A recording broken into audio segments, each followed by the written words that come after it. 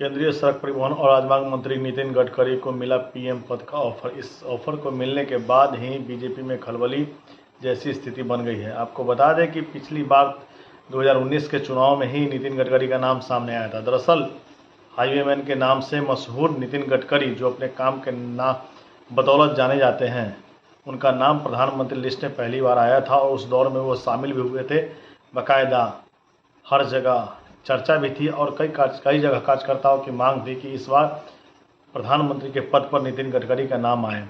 नितिन गडकरी दरअसल नागपुर से लगातार तीसरी बार सांसद है और पिछली बार भी वर्ष 2014 में भी उन्होंने सड़क परिवहन एवं राजमार्ग मंत्रालय का कार्यभार सौंपा गया था और उन्होंने बखूबी इसका निर्वहन किया था। आपको बता दें कि वर्ष 2019 में भी किया और वर्ष 2024 में भी उनको यह मंत्रालय मिला। मंत्रालय मिलने के बाद लगातार उन्होंने काम किया, उस काम की बदौलत आपको बता दें प्रतिदिन 37 किलोमीटर हाईवे निर्माण का श्रेय उनको जाता है। जी हाँ, सही सुना आपने, प्रतिदिन 37 यानी 37 किलोमीटर हाईवे निर्माण का श्रेय उनको जाता है।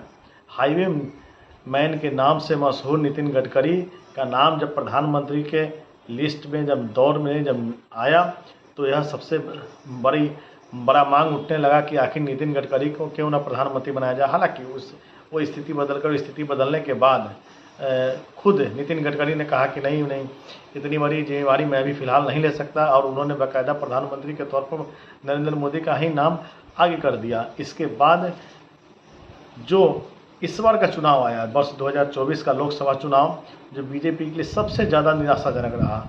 सबसे खराब प्रदर्शन के बाद बीजेपी और उनके नेताओं की किरकिरी होने लगी, खासकर केंद्र में बैठे जो सत्ता में लोग हैं, अमित शाह और प्रधानमंत्री नरेंद्र मोदी का। उसके बाद यह उठी कि आखिर दो टर्म से लगातार प्रधानमंत्री और सत्ता में रहने के बाद आखिर बीजेपी की बढ़त क्यों नहीं आगे बन पाई। क्या वजह रही कि बीजेपी हार रही है। 303 सीटों से 240 सीटों पर सिमट कर रह जाना बीजेपी के लिए बड़ा ही चिंता का विषय बन गया। बीजेपी में बड़ा ही मंथन चलने लगा कि आखिर इस चीज़ के लिए जिम्मेदार कौन है।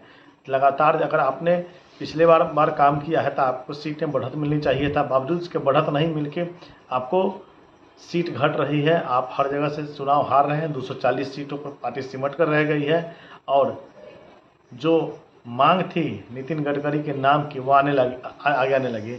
आपको बता दें कि पिछले दिनों 14 सितंबर को नितिन गडकरी ने एक प्रेस कॉन्फ्रेंस के दौरान बताया कि उन्हें विपक्ष की तरफ से प्रधानमंत्री बनने का ऑफर मिला है, लेकिन मैंने ठुकरा दिया है। नितिन गडकरी के इस बात के कहने के बाद मानो देश में एक नई बात उभर कर सामने आ गई और नितिन गडकरी को प्रधानमंत्री बनाने के लिए हर जगह से यूँ कहें कि मांग उठने लगी, जिसके बाद जो केंद्रीय नेतृत्व है उसके सर पर चिंता की बतौर देखी जा रही है और यह खबर लगातार चल रही है। आपको हर जगह न्यूज़ चैनलों में आप देख रहे होंगे किस तरह नितिन गडकरी के प्रधानमंत्री बनने की बात सामने आ रही है, क्योंकि जिस तरह से लोगों ने काम की बात के लिए पद पर महत्वपूर्ण लोगों को महत्वपूर्ण पदों पर बैठाया था, आखिर वो काम की बात न होकर के मन की बात होने लगी। यही वजह रहेगी, चूँकि पब्लिक काम खोजती है। पार्टी किसी की हो, सरकार किसी की हो, सत्ता किसी की हो, लोग काम खोजते हैं और काम के बदौलत ही नितिन गडकरी ने अपनी पहचान बनाई है।